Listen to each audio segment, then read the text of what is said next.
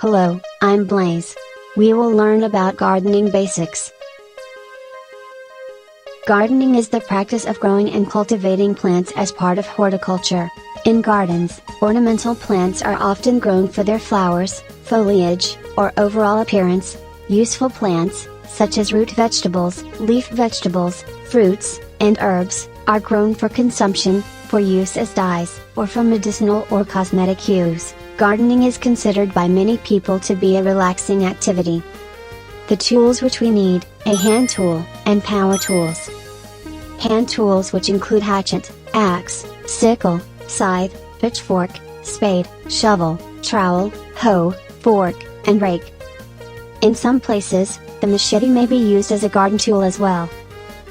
In ancient times, the earliest tools were made of wood, flint, metal, tin, and bone.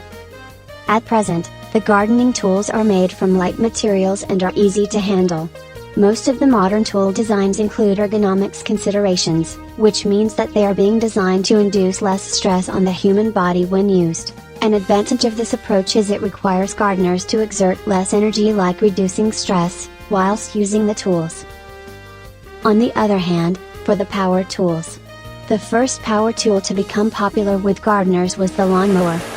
This has been followed by a very wide range of power tools, including cultivators, string trimmers, irrigation sprinklers, hedge trimmers, lawn aerators, lawn sweepers, trenchers, leaf blowers, chainsaws, and many tractors.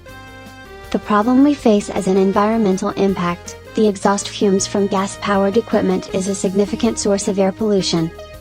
U.S. emission standards specifically limit emissions from these small engines. Excessive air pollution affects the human body breathing and weather conditions.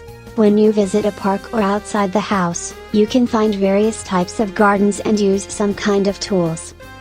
Hopefully you have learned the basics of gardening. Like, comment, and subscribe now on YouTube.